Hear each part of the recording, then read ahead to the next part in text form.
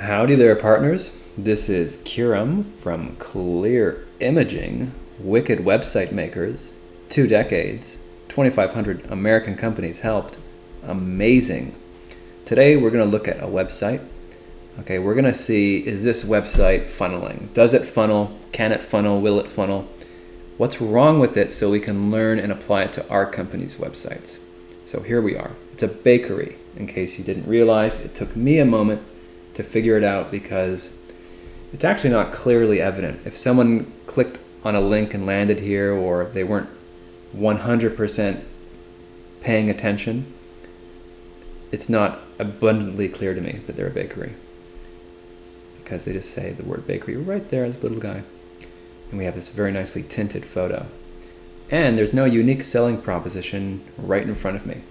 So that is a really big issue. You've got to have that in bold, really big heading. We help audience get desired result with product. You see what I'm saying? Like a really super value proposition right up there. And basically every company needs one. It doesn't matter if you're a tech company or a bakery or a florist or a landscaper or an accountant. You've got to have that selling proposition, because people need to know that they're on the right site. That's how you know you're on the right site, because you're calling out to that audience. You're saying, hey, we are for homeowners. Like, we work for homeowners. We fix leaky roofs on residential homes. And if I'm that prospect, I know exactly that I'm in the right place. So that's why it's super important to get that value proposition right up top, big and bold. Let's cut all 3 of these out. 1, 2, 3, gone. Value proposition, nice and big. Keep the menu. I really like the menu and the logo. And then I want to have a nice little call to action, a contrasting color, like a nice accent color. And then down below here, at the end, I want to see some trust elements, all right, some logos. Now, depending on your company, that's going to vary. This is a bakery, so they can't go ahead and put past clients. They can't put LinkedIn and Spotify, okay? They need to put what works for them. So what's going to work for them? Definitely awards. Yelp, TripAdvisor, Angie's List, any companies that do awards in the food industry in their city, you know what I mean? Like a local thing, a local vibe. Let's get those awards up there. And then how about licenses and certifications? You can also do that. All right. And if you're in a different space, if you're like an accounting, maybe it's partnerships, members of certain associations. All right. Whatever it is, whatever relationships you have with other entities, you need to feature them right here in this section, so that people know, okay, yeah, this is a real company. They have some ties with some other places. It's kind of a third-party confirmation. So I would like to see that down there. And then that's going to be our initial screen, okay? This screen has to do the heavy lifting. It's up to this initial screen to keep people, because they're going to click that back button in 3 to 5 seconds. So you got to smack them really strong with what you're doing, what you're going to do for them, and why you should believe us, because you're going to feature those trust elements.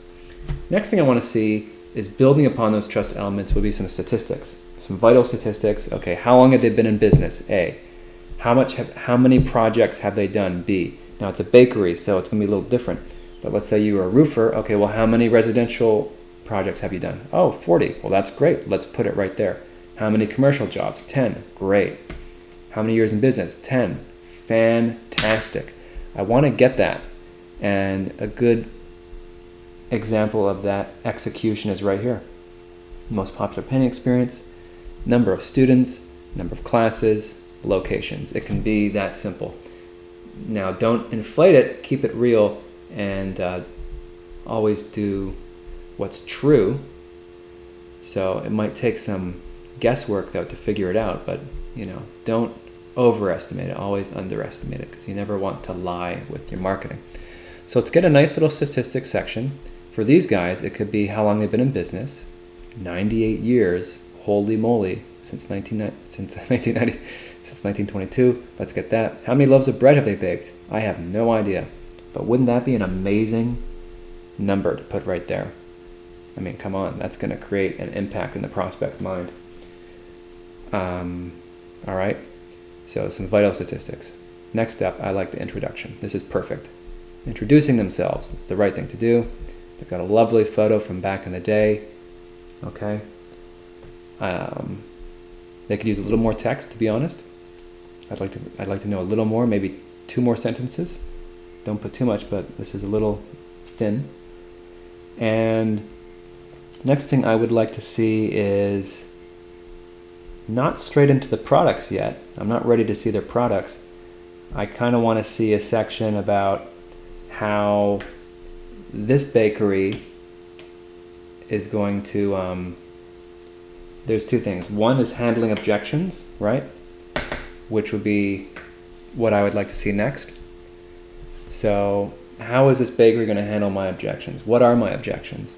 Will you be surprised? There's always an objection. Okay, so maybe they don't have gluten-free options. Well, I'm not going to go there if I don't think they have gluten-free, if I'm one of those people. Vegan, gluten-free, whatever. Let's get that in a section here. Handling that objection. What are some other objections? There are no good bakeries in Clearwater, Florida. Great objection. I love it. It's actually true, and it's actually what people would think. Well, there's no good bakeries in this town, right? They should put that here. No good bakeries in this town, and then put why that's not true. All right. So you're basically reading the mind of the prospect, and then you're handling it. Okay. And then, they've got their products. Yeah, they can go in, but the problem with this products feature is it's a slideshow, and it's making me have to figure it out. Like, I don't know what this stuff is. I mean, I have a sense. I've seen this stuff before, but I would like to see all their stuff in a grid. I'd like to see 6 top. All right, let's see top 6 featured products from the bakery, or even 9, whatever. Either way, I want to see one picture of each in a nice grid with a label on each one. Don't make the prospect try to figure this stuff out. And they're not going to sit around here playing with the slideshow to see everything, okay? So let's get a nice grid of products. Another section that's, this doesn't do anything for me, it should be removed. As is with this needs to be at the top of the website, not the bottom. I don't know what the thing is with people putting some of their best ammunition at the bottom of their website. This needs to be front and center. So up here, so it sticks people and closes them to stay. You got to close people to stay on the website. That's actually that's the purpose of this initial screen, is to convince them, okay, can you stay on this website for another, 30 seconds, please? That's what the purpose of that section is. So we want the heavy artillery. So we scroll down, we remove this. I would like to see some testimonials. How about it? Some testimonials, people who've gotten great bread, and I'd also like to see a section of their current owner, not a photo from 100 years ago, but I'd like to see the team. People do business with people. If I see the team, the head baker, the assistant, the manager, I would love to see that, because people want to do business with people. It's going to build that bond, and I would love to see a team section, and it can show them at work. See how this guy's at work? We don't get to enjoy that. We can't really tell what's going on. If we did a team section with 3 photos, nicely done, then you're seeing them at work and you're seeing they're real people. That's going to go far. All right, that's a good maneuver. And then we'll have the testimonial section to build some more trust. Additionally, okay, because of the nature of their work, they would really benefit from a section about their process. All right, they've been at it for 98 years. I'm sure they've got a really great process down pat, and they can show, okay, why is their stuff so good? Well, this is what we do. They could put maybe a 5-step thing of why we're different and why our stuff is so good. This is how we do it. All right, they could benefit from that for sure. Of course, at the bottom there's no call to action. They definitely need a call to action. They could put a little request form. Request a voucher for a free croissant. I don't know, but they can get fun with it and get that down here. That way we can get some more conversions, because you're going to lose conversions if you don't put anything at the bottom here. You've got to capture that traffic with a lead form or something. So throw in a free offer or something like that. Anyway, there's a lot that can be done on that site. If you need your site to be worked on, optimized, you know where to go. clearimaging.com. Wicked designs, fresh, all custom, okay? No cookie cutter garbage here. Really good stuff. Come on down. clearimaging.com. We've been at it for 2 decades. So just let us know if there's anything we can do for you. All right, take care.